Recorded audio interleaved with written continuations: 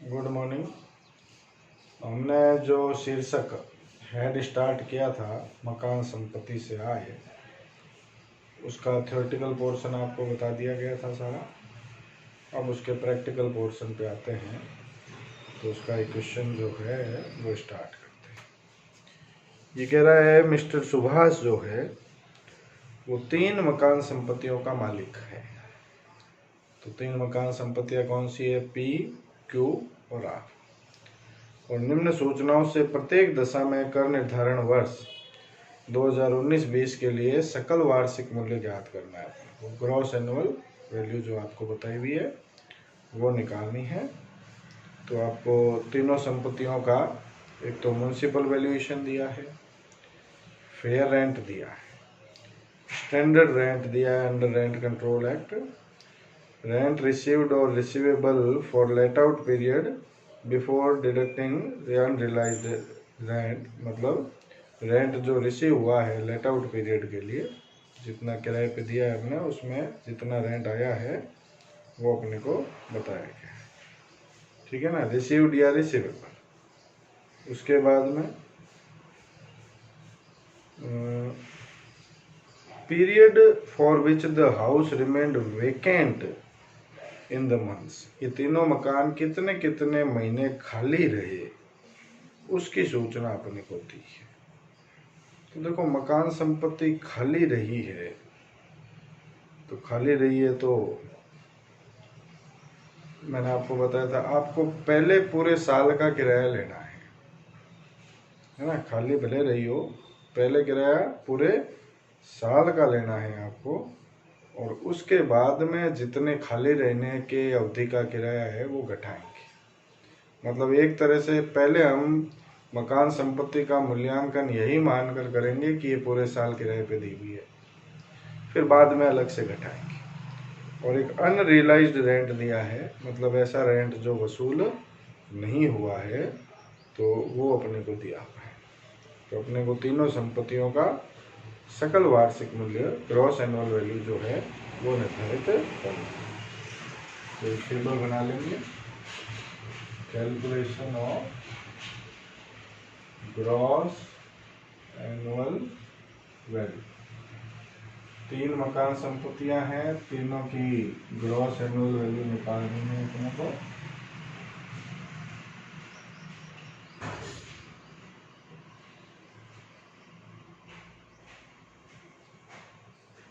P, Q और are, ये 3 मकान संपत्तियां हैं और इनकी ग्रॉस एनुअल वैल्यू कैलकुलेट करेंगे।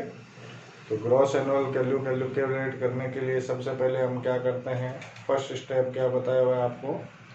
फर्स्ट स्टेप है अपना एक्सपेक्टेड रेंट निकालना है।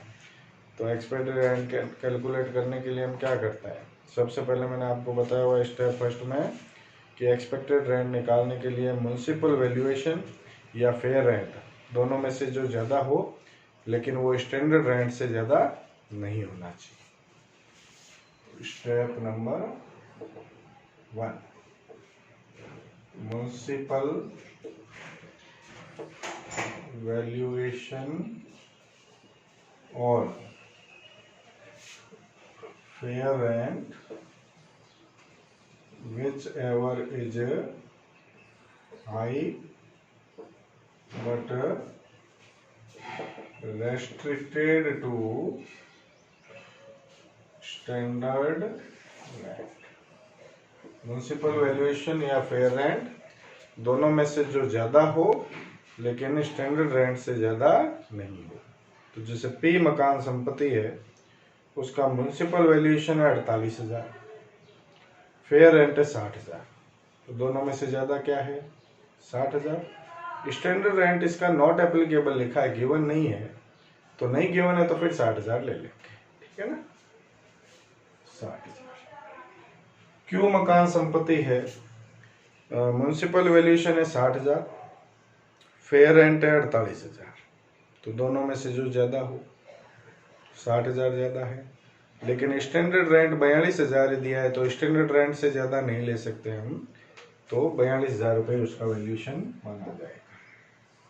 और इसी तरह से आर मकान संपत्ति है, 90,000 और 1,20,000 दोनों में से ज़्यादा 1,20,000 है, और स्टैंडर्ड रेंट 1,32 है, तो 1,32 से तो कम ही है, तो फिर 1,20 ले। ठीक है, ये तो स्टेप 1 कंप्लीट हो गया। स्टेप सेकंड क्या है? स्टेप सेकंड है रेंट रिसीव्ड और receivable if property is let out through out the year. पूरे साल यदि किराए पे दी हुई है तो कितना रेंट होना चाहिए? रेंट रिसीव्ड और receivable if property is let out through out the year. पूरे साल यदि किराए पे दी हुई हो तो कितना रेंट रिसीव्ड या रिसीवेबल होना चाहिए, ये अपने को देखना पड़ेगा। तो जैसे आप देखो, पी मकान संपत्ति 60,000 रुपये किराया रिसीव हुआ है, और मकान संपत्ति जो है ये कह रहा है कि 2 महीने खाली रही है, 2 महीने खाली रही है ना। तो 60,000 रुपये पूरे साल का किराया है, 2 महीने खाली रही है। तो आप देखो 60,000 रुपये तो रिसीव्ड या रिसीवेबल रेंट है, तो जब 2 महीने खाली रही है तो इसका मतलब ये 60,000 रुपये 10 महीनों का है। तो 60,000 रुपये 10 महीनों का है, तो पहले तो इसको 12 महीनों में कन्वर्ट कर दें। तो 60,000 बटा 10 इंटू 12, तो ये 72,000 रुपये होता है। यदि मकान संपत्ति पूरे साल किराए पे दी हुई होती तो 72,000 रुपये किराया आता। उसमें से ये बता रहा है 6,000 रुपये अनरियलाइज्ड रेंट है, ऐसा किराया जो वसूल नहीं हुआ। तो वसूल नहीं हुआ वो इसमें से घटा देंगे, तो कुल मिला के 66,000 रुपये किराया आना है पूरे साल का। तो ये 66,000 रुपये लिखिए। इसी तरह से जो दूसरी मकान संपत्ति है उसका किराया रिसीव्ड या रिसीवेबल 42,000 रुपये है, और ये मकान संपत्ति 6 महीने खाली रही है। तो 6 महीने खाली रही है तो 6 महीनों का 42,000 रुपये आया है, तो साल भर का कितना होगा?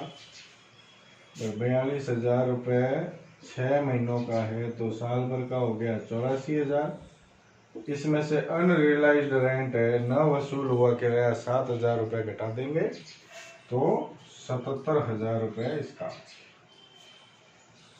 इसी तरह से तीसरी मकान संपत्ति जो है उसका भी 42,000 रुपये किराया आया है, लेकिन वो 5 महीने खाली रही है। 5 महीने खाली रही है, इसका मतलब 42,000 रुपये जो है वो 7 महीनों का है, और अपने को निकालना है 12 महीनों का। तो कितना हो जाएगा? 72,000 रुपये हो जाएगा। और इसमें अनरियलाइज्ड रेंट कुछ भी नहीं है, तो वो तो घटेगा नहीं। तो कुल मिला के 72,000 रुपये जो है उसी को हम साल भर का किराया मान लेंगे। तो ये स्टेप सेकंड कंप्लीट कर लिया हमने। फर्स्ट में तो क्या था? म्युनिसिपल वैल्यूएशन और फेयर रेंट, दोनों में से जो ज़्यादा हो लेकिन स्टैंडर्ड रेंट से ज़्यादा नहीं होना चाहिए। सेकंड स्टेप में क्या था? रेंट रिसीव्ड और receivable if property is let out through out the year, मतलब पूरे साल यदि प्रॉपर्टी किराए पे दी हुई है तो कितना किराया मिलना चाहिए। अब क्या करेंगे? 2 स्टेप पूरे हो गए। अब स्टेप थर्ड। स्टेप थर्ड है स्टेप 1 और 2, which ever is more. Step 1 और 2 दोनों में से जो ज्यादा हो वो अपने को लेना है। तो इसमें पी में क्या ज्यादा है? देखो 66,000। क्यू में क्या ज्यादा है? 77,000। आर में क्या ज्यादा है? 1,20,000। तो ये स्टेप थर्ड में हो गया। और फिर स्टेप 4 में लेस करेंगे। Less step 4 rent of vacancy period. Vacancy period मतलब जितने महीने मकान संपत्ति खाली रही है उतने महीनों का किराया। तो ये खाली कितने कितने महीने रही थी? जैसे पहली मकान संपत्ति 2 महीने खाली रही थी, है ना। तो साल भर का 72,000 निकाला था हमने, तो 2 महीनों का कितना हो जाएगा 12,000। 2 महीनों का कितना हो गया 12,000। दूसरी मकान संपत्ति का साल भर का हमने निकाला था 84,000। साल भर का किराया कितना था, अनरिलाइज्ड घटाया था, वो एक अलग मैटर है, पहले साल भर का देखना है अपने को किराया। तो साल भर का 84,000 हमने निकाला, और 84,000 साल भर का है, और ये मकान संपत्ति 6 महीने खाली रही। तो 84,000 साल भर का है, 6 महीने खाली रही, तो 6 महीनों का किराया 42,000 रुपये होता है, 42,000।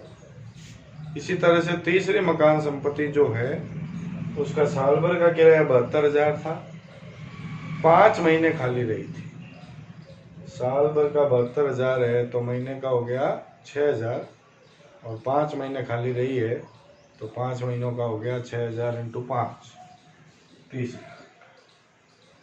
तो ये जितने महीने प्रॉपर्टी खाली रही है उतने महीने का किराया हमने जो है वो इसमें से घटा दिया है। अब जो अमाउंट आएगी वो अपना सकल वार्षिक मूल्य होगा, ग्रॉस एनुअल वैल्यू हो जाएगी। तो 66 में से 12 घटा देंगे, 54,000, 54,000 हो गई इसकी ग्रॉस एनुअल वैल्यू। 77 में से 42 घटाएंगे, तो इसकी ग्रॉस एनुअल वैल्यू 35,000, 35,000 हो गई। और 1,20,000 में से 30,000 घटाएंगे, तो इसकी ग्रॉस एनुअल वैल्यू 90,000 रुपये हो जाएगी। तो ये इस तरह से ग्रॉस एनुअल वैल्यू कैलकुलेट हो जाती है। ग्रॉस एनुअल वैल्यू के बाद आपको पता है नेट एनुअल वैल्यू कैलकुलेट करनी पड़ती है, तो उसका अलग तरीका है। अभी क्वेश्चन में अपने को केवल ग्रॉस एनुअल वैल्यू पूछी है, तो ग्रॉस एनुअल वैल्यू तक हमने इसको निकाल लिया है।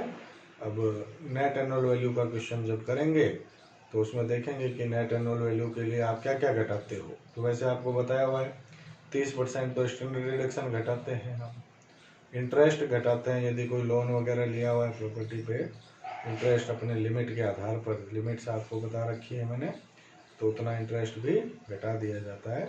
तो ये सब चीज़ें ध्यान रख के और फिर जो है वो नेट एनुअल वैल्यू हम कैलकुलेट कर लेते हैं।